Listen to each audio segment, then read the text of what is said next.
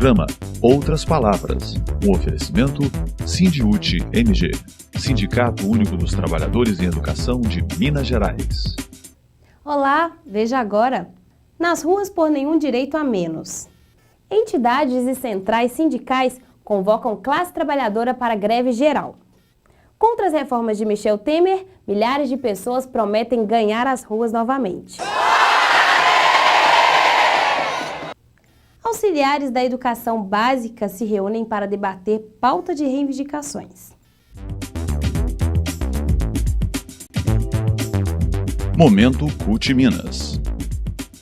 Entidades e centrais sindicais convocam classe trabalhadora para greve geral. Contra as reformas de Michel Temer, milhares de pessoas prometem ganhar as ruas novamente. Para que uma greve? Para que parar as atividades? Essa é a pergunta que muitos devem estar se fazendo nesse momento. Se nós não nos organizarmos coletivamente, o Congresso Nacional e o governo ilegítimo do Temer retirarão conquistas de mais de um século que foram feitas às custas da vida, do sangue, da luta de muitos que vieram antes de nós. Nós corremos o risco de ter a reforma trabalhista aprovada no Senado, além das constantes tentativas de colocar na pauta da Câmara dos Deputados a reforma da Previdência. Nós conseguiremos parar isso se nós empurrarmos esse Congresso de fora para dentro. Fizemos a maior greve geral da nossa história no dia 28 de abril, fizemos uma grande mobilização em Brasília no dia 24 de maio e agora, no dia 30 de junho, a nossa resposta precisa ser ainda maior do que tudo que nós já fizemos.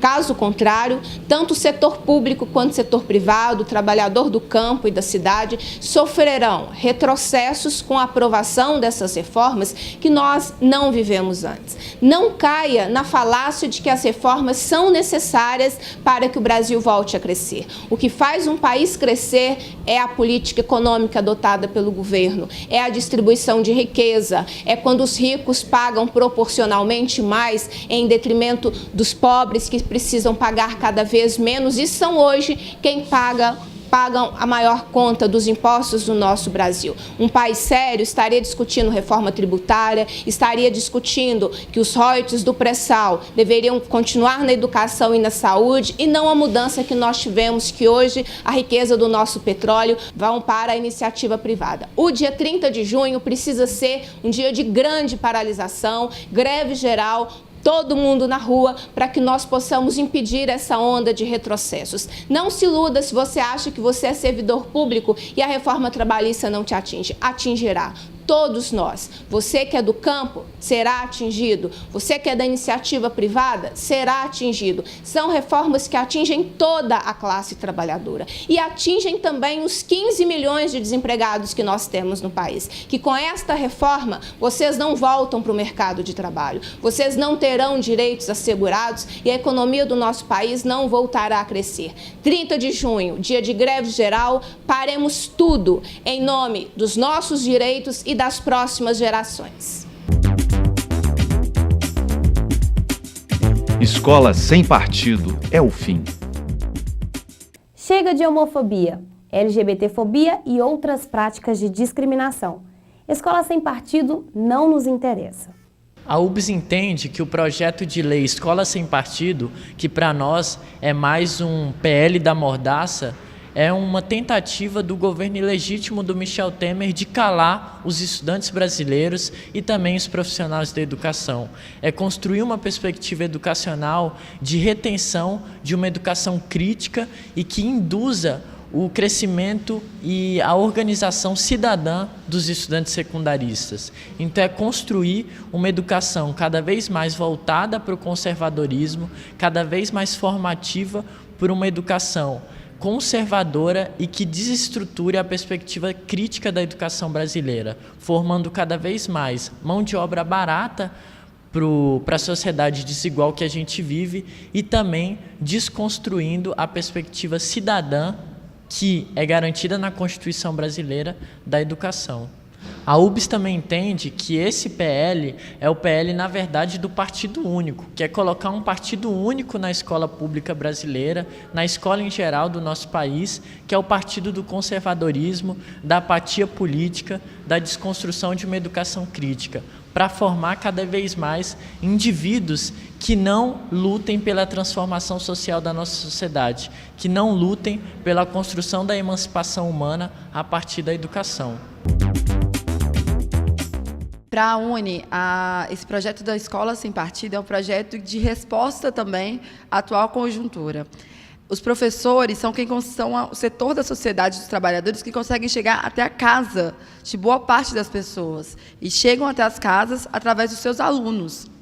E também os estudantes foram os que principalmente resistiram a todas as imposições de retrocessos no último período, inclusive reinventando as formas de fazer luta. Então, combinar o que é a potência das greves que os professores, principalmente as professoras, fazem, com a ocupação das mais de 1.000 escolas em todo o país, com as mais de 200 universidades e reitorias, foi fundamental para apresentar para a sociedade que a gente não estava tranquilo, que tinha um problema, que esse governo era ilegítimo e que a gente estava sofrendo uma derrotada dos nossos direitos. Então, a Escola Sem Partido é, para além disso, barrar esse tipo de coisa, barrar a construção de uma consciência crítica, barrar aqueles e aquelas que têm conseguido dialogar com um amplo setor da sociedade para dizer que não topam uma política que desestrutura a nossa família, uma política que acaba com o direito trabalhista, uma política que acaba com a nossa aposentadoria, uma política que acaba com as nossas liberdades. Então, sob a desculpa de falar sobre uma doutrinação que professores fazem ou não,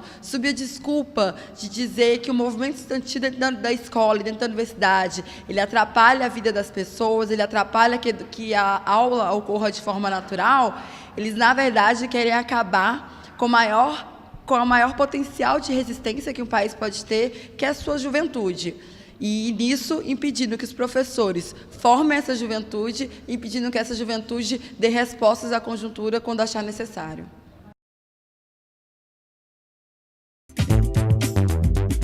Atualidade. As mobilizações dos trabalhadores contra as reformas do governo golpista.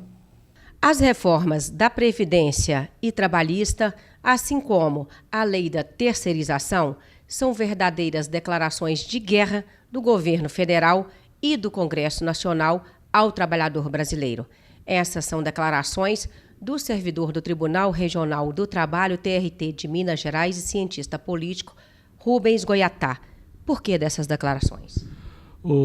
Vera, eu acho o seguinte, está claro que o governo que nós temos aí, o governo federal e também o Congresso Nacional, eles querem sair da crise econômica jogando a conta nas costas do trabalhador, correto? Então, esse é o sentido da reforma previdenciária e da reforma trabalhista, como estão sendo feitas. Sempre há necessidade, a Previdência é um assunto muito complexo, no Brasil é mais complexo ainda, tem vários regimes, tem várias questões, muito coisa para ser discutida, debatida, eventualmente até para ser mudada, mas não nesse sentido que está ocorrendo. A reforma trabalhista, mais especificamente, eu estava dando uma olhada e eu não consegui, eu pelo menos, não sou jurista, eu sou um cientista político, mas até onde vai o meu entendimento, eu não consegui vislumbrar sequer um dispositivo dessa reforma trabalhista que não tenha o sentido de precarizar o trabalho e de jogar o trabalhador numa situação de negociação frente ao empregador, na qual a situação na qual o trabalhador entra sempre em desvantagem. Então, que essa conversa de que vamos acabar com o coitadismo do trabalhador, não é, gente. É que o que acontece é o seguinte, quem trabalha sabe disso, o patrão e o empregado rarissimamente estão em mesmas condições de recursos, né? Tem as mesmas condições de recurso. Então, o sentido dessa reforma trabalhista, na verdade, é esse. E não é só eu que digo, não.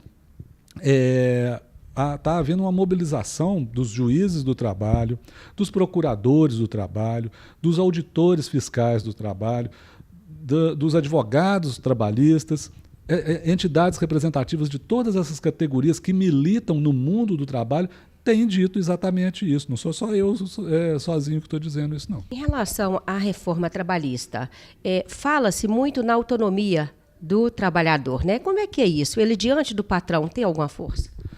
Não tem, né? Essa questão da autonomia é interessante o seguinte. Outro dia eu li não sei quem falando assim, o futuro do trabalho parece que é o seu passado, o futuro do direito do trabalho parece que é o seu passado, porque o passado do direito do trabalho, da regulação do trabalho, era o modelo do contrato civil de compra e venda. Ou seja, o trabalhador vendia sua força de trabalho, e o patrão pagava ele por isso, só por isso e pronto. Não tinha, isso não gerava nenhum outro vínculo, né? Então, não tinha nenhum outro direito decorrente do trabalho, não tinha direito à hora extra, não tinha direito à aposentadoria. Se o trabalhador ficasse doente ou ficasse velho ou sofresse um acidente de trabalho, era problema dele. Não tinha lei que regulasse o número máximo de horas, então o trabalhador era livre, entre aspas, para vender sua força de trabalho por até 15 horas ao dia, 16 horas ao dia. Esse modelo do contrato de compra e venda, ele pressupõe o seguinte: o que é um contrato de compra e venda? Eu vendo para você essa minha roupa aqui, se eu quiser vender meu carro para você, eu vendo como eu quiser, quando eu quiser, se eu quiser, do jeito que eu quiser. E se você quiser me dar pouco, eu não vendo. Aí nós estamos numa situação de paridade de forças. Agora, pensa se o trabalhador, pensa bem, você trabalhador, pensa bem se você pode vender o seu trabalho, que é o que te dá a sua sobrevivência, do jeito que você quiser, quando você quiser, para quem você quiser. Não é bem assim, as coisas não são bem assim. A autonomia da vontade, que é um conceito jurídico fundamental do direito civil, ele pressupõe uma certa igualdade que não existe no mundo do trabalho, a não ser em casos bem excepcionais. Pois é, inclusive, eu gostaria de uma opinião sua também em relação até mesmo à Justiça do Trabalho, porque já há parlamentar no Congresso Nacional dizendo que não é necessário termos Justiça do Trabalho. Eu digo que essa questão, né, que um parlamentar lá do Congresso Nacional disse que a Justiça do Trabalho não deveria nem existir, eu acho que isso é um elogio à Justiça do Trabalho, vindo de quem veio, né? Porque trata-se de um parlamentar absolutamente comprometido com a precarização do trabalho, com o projeto o projeto civilizatório ou descivilizatório desse país, que é fundar a economia brasileira em cima da exploração bruta do trabalho, da exploração do meio ambiente, entendeu? Então, essa questão da Justiça do Trabalho, a Justiça do Trabalho tem cumprido um papel importante. Entre as justiças, entre os ramos do judiciário, eu não estou falando isso porque eu sou servidor da Justiça do Trabalho, eu te digo com toda sinceridade. Eu acho que a Justiça do Trabalho tem cumprido no Brasil um papel importante. Poderia fazer mais? Poderia. Mas o fato de os representantes do grande capital se voltarem contra a Justiça do Trabalho mostra que ela não é desimportante, né? Que ela tem o seu papel. E essa questão em relação à Justiça do Trabalho, costuma-se muito falar isso. Isso é uma jabuticaba. Só tem no Brasil. Mentira. Esse desenho de uma justiça especializada só para julgar as questões de trabalho, muitos países não têm, mas outros têm justiça do trabalho especializada do mesmo jeito que o Brasil. O que acontece é que muitos países, a justiça, as leis trabalhistas existem, os casos trabalhistas são julgados de acordo com essas leis, por juízes treinados para isso, só que a estrutura administrativa, a justiça está junto com com outros ramos do judiciário. É como tem, por exemplo, no fórum a vara de família, por exemplo. Né? Então, você vai, a questão de família vai ser julgado, a vara de sucessões, essas coisas. Então, o que eu quero chamar a atenção é o seguinte: não existe país no mundo ocidental, eu desconheço, que não tenha de ter legislação trabalhista de regulação das relações de trabalho entre patrões e empregados. Em relação a empregos, por exemplo, muito se fala que essa reforma trabalhista vai gerar novos empregos. Isso é verdade? Seria isso mesmo? Bom, vamos lembrar o seguinte: há uns 5 ou 6 anos atrás, a taxa de desemprego no Brasil estava em patamares bem baixos, e era essa mesma legislação agora que estava vigente. Isso é uma balela. Né? Isso é uma balela. Ou então, eu cito o caso da Espanha, por exemplo. O que aconteceu na Espanha? A Espanha é um país, por razões estruturais, que tinha uma taxa de desemprego muito alta. Veio lidando com essa taxa de desemprego desde a redemocratização do país, lá na década de 70, quando acabou a ditadura franquista. Houve uma reforma trabalhista lá, não tão profunda quanto a do Brasil, mas no sentido de acabar com a estabilidade. Lá tinha estabilidade de emprego, acabar com a estabilidade, flexibilizar, introduzir esse contrato a termo, contrato por tempo determinado, essas coisas todas. Ou seja, o sentido, precarizar as relações de trabalho. E aí o desemprego na Espanha diminuiu. Diminuiu, bacana. Por quê? Considera-se o cara empregado o sujeito que, por exemplo, trabalha a termo, trabalha por tempo, trabalha intermitente. O sujeito é chamado pela empresa para trabalhar 3 horas por semana, numa semana, na outra semana ele trabalha 5 horas, na outra semana não trabalha nada e recebe só por isso e pronto, acabou. E isso é considerado emprego. Só que, curioso, né? O desemprego na Espanha diminuiu, mas a pobreza e a desigualdade social aumentaram. Então, o que adianta?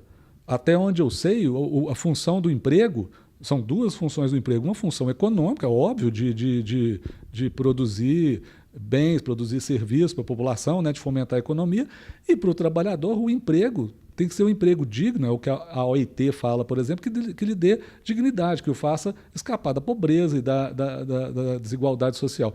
Isso não está acontecendo. O que adianta criar emprego desse jeito? No próximo sábado, vamos continuar com esse mesmo assunto, a reforma trabalhista e o mundo do trabalho, com Rubens Goiatá.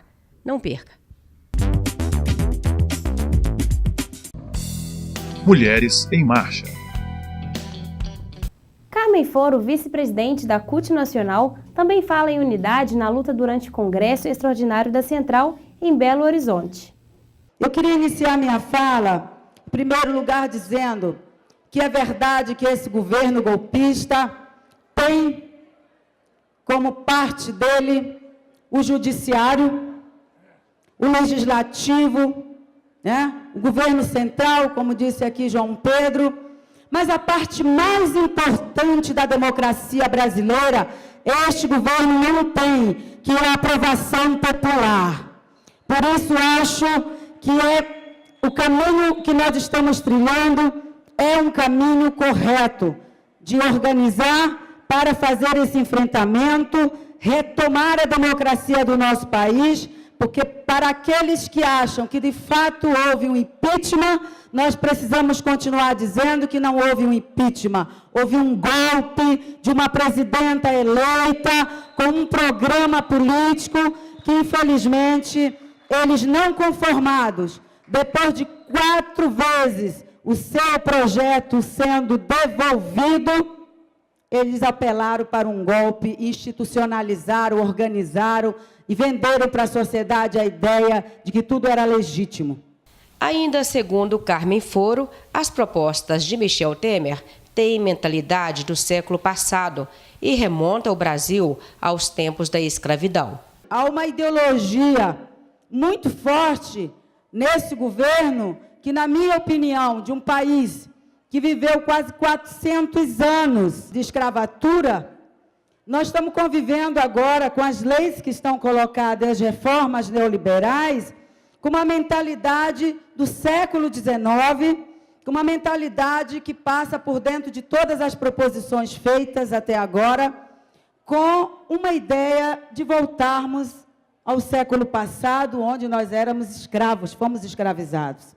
Porque o projeto de terceirização nada mais é do que um projeto de escravização.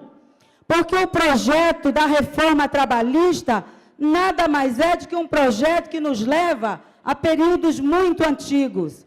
Porque o projeto da reforma da Previdência, conquista muito importante da Constituição Federal, destrói um conceito de proteção social fundamental, que garante à população brasileira saúde, que garante à população brasileira assistência e que garante à população brasileira, tanto no seu período laboral quanto no final de sua vida, aposentadoria, direito e proteção. E é isso que está sendo absolutamente destruído. Que este governo é um governo entreguista, privatista e com mentalidade escravagista para a classe trabalhadora.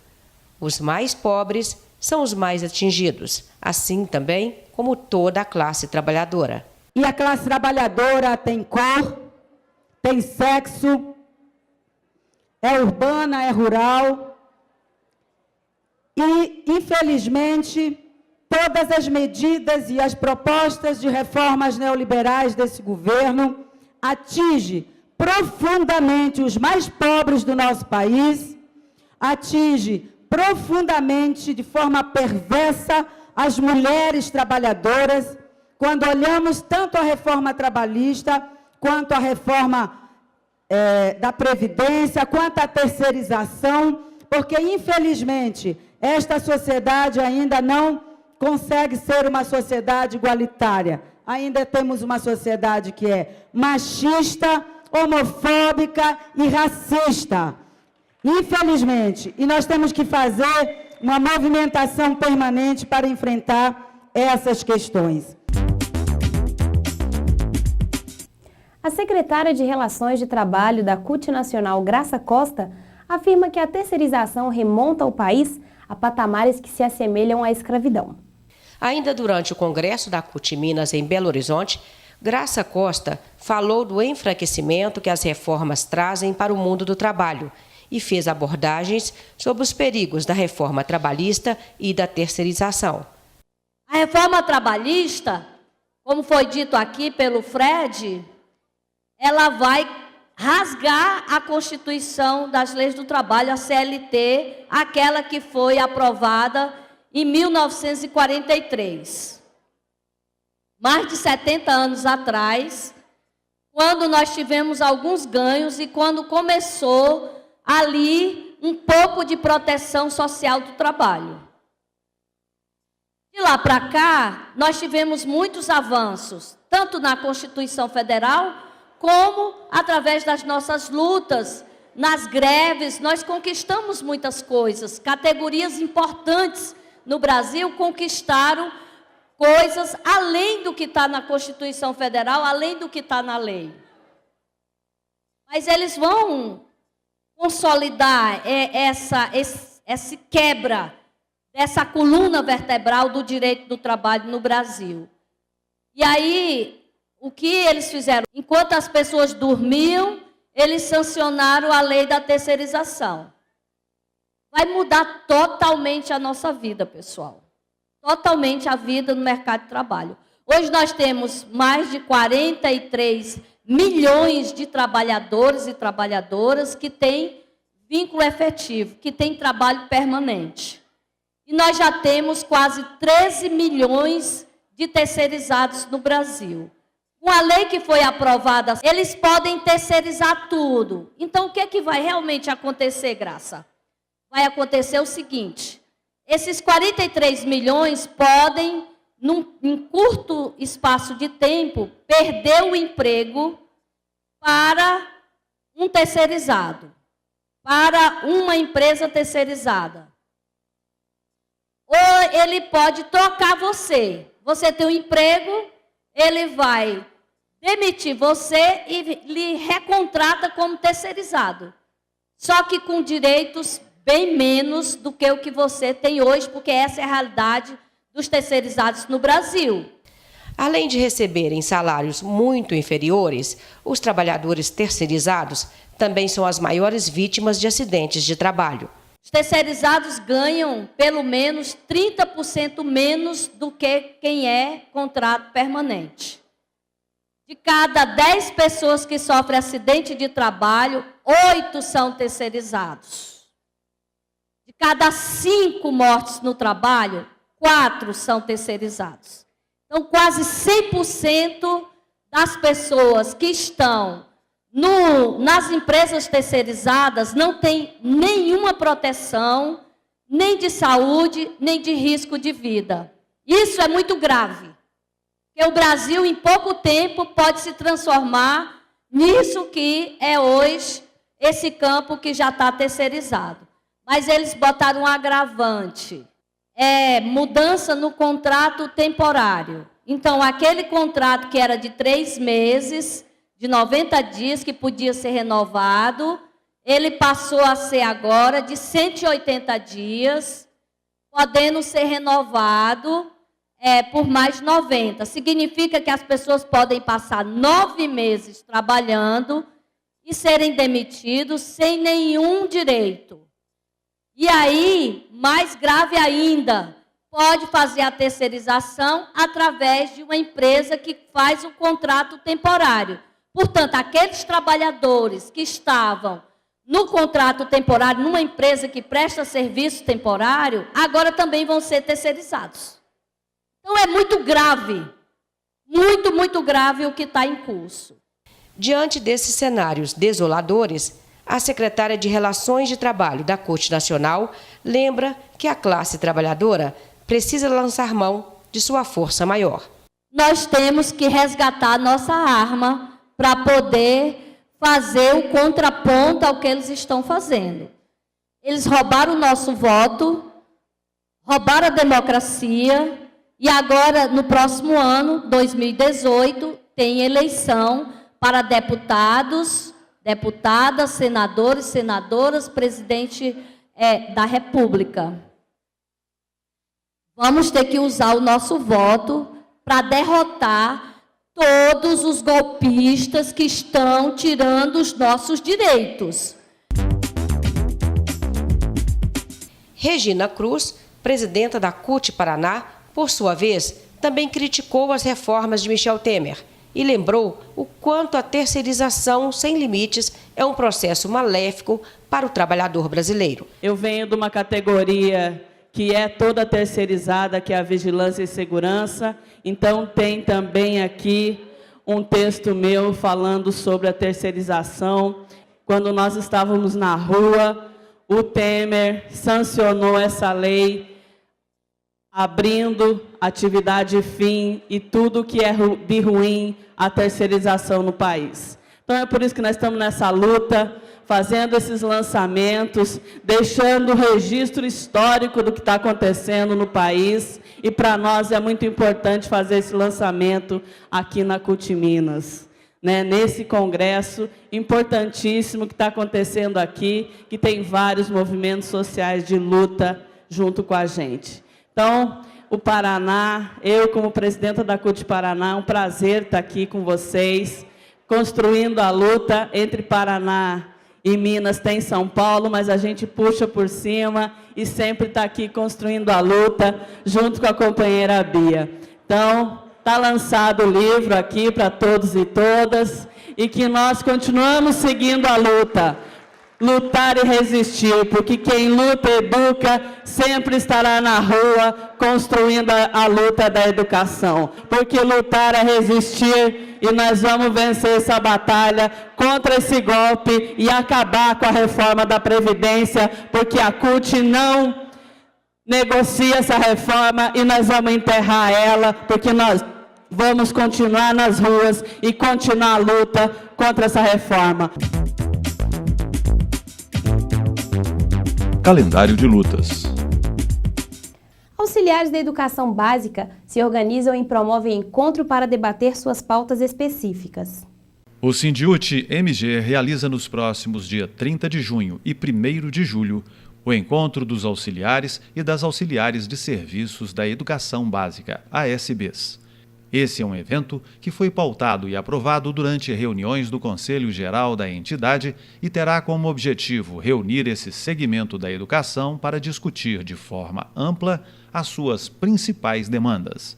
Será momento também para estabelecer novas estratégias de lutas.